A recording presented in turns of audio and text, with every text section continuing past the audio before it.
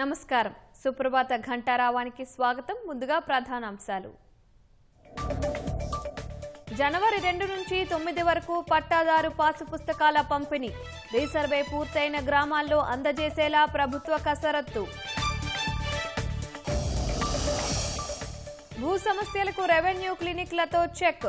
Digital రికార్డులతో అక్కడికక్కడే పరిష్కారం.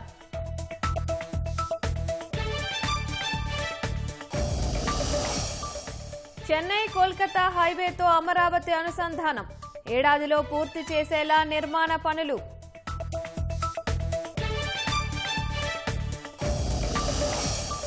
పిల్లలు అశ్లీల చిత్రాలు చూడకుండా సాఫ్ట్వేర్ తేవాలన్న మద్రాస్ హైకోర్టు.